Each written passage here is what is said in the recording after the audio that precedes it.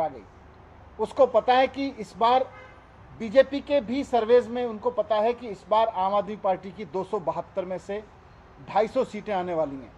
जिस तरह से विधानसभा के चुनाव में 70 में से 67 सीटें दी एक बार और 70 में से 62 सीटें दी अरविंद केजरीवाल को दोबारा, तो आज पूरी दिल्ली में लोगों को लग रहा है कि एमसीडी में भी उन्हें केजरीवाल ही चाहिए। और दिल्ली के दिल में जब आया कि एमसीडी में केजरीवाल, तो बीजेपी चुनाव से भाग गई।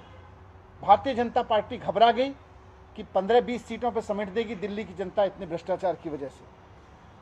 तो उसने चुनाव आयोग को झुका के आज दबाव डाला और तारीखें टलवा दी, चुनाव आयोग से चुनाव का ऐलान टलवा दिया। आज भाग गई भारतीय जनता पार्टी। भारतीय जनता पार्टी में आज हिम्मत नहीं है कि दिल्ली की जनता का सामना कर सके। भारतीय जनता पार्टी में आज हिम्मत नहीं है कि समय पे चुनावों का सामना कर सके। बहाना ले रहे हैं यूनिफिकेशन का। यूनिफिकेशन से क्या होगा?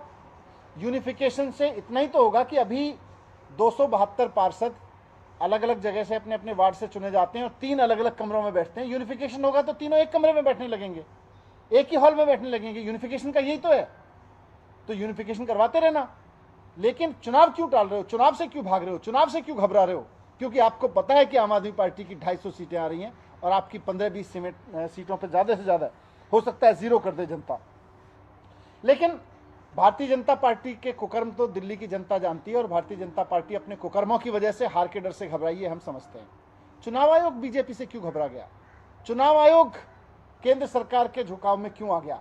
देश के संविधान ने चुनाव आयोग को ये जिम्मेदारी दी है और पूरी पावर्स दी हैं कि वो किसी भी सरकार के आगे झुकेगा नहीं, निष्पक्ष चुनाव कराएगा, समय पर चुनाव कराएगा। लेकिन जिस तरह से आज चुनाव आयोग ने भारतीय जनता पार्टी और केंद्र सरकार के सामने घुटने टेक दिए हैं, उससे बहुत बड़ा खतरा पैदा हो गया है। कल को भारतीय जनता पार्टी या केंद्र सरकार चाहेगी तो वो राज्यों के चुनाव नहीं करवाएंगे।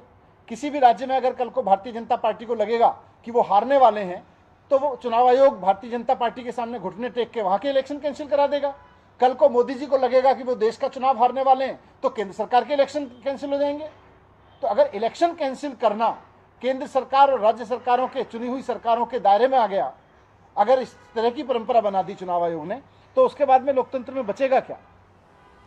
बुलाई हुई प्रेस कॉन्फ्रेंस को जिस तरह से आज नकारा गया, चुनाव आयोग ने अपने पूरे शेड्यूल को जिस तरह से टाला केंद्र सरकार के दबाव में, देश के इतिहास में आज तक नहीं हुआ, पहली बार हुआ है।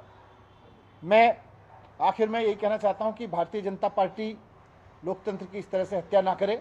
चुनाव आयोग अपने दायित्व को समझे। संविधान ने, बाबा साहब ने, देश की उम्मीदों ने, आज़ादी के इतने सारे जान देने वाले लोगों ने आज़ाद देश कराया और फिर संविधान बना तो इसलिए ताकि संविधान के हिसाब से देश चलेगा। और संविधान ने चुनाव आयोग को ताकत दी तो इसलिए ताकि संविधान के हिसाब से चुनाव कराएगा।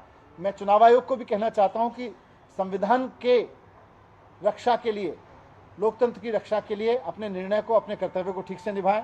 बीजेपी से भी कहना चाहता हूं कि अगर हार रहे हो तो अच्छे काम करो ना, लोगों के लिए ईमानदारी से काम करो ना। ये चुनाव आयोग के दरवाजे से चुनाव से क्यों भाग रहे हो? डर के क्यों भाग रहे हो?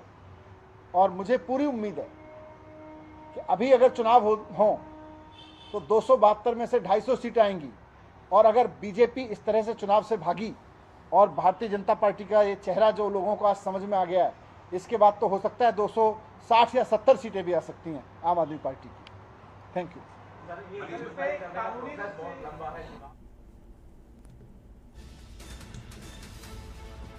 तो डिप्टी सीएम मनीष सिसोदिया को सुन रहे थे आप। लगातार चुनाव आयोग पर एक बार फिर से सवाल करते हुए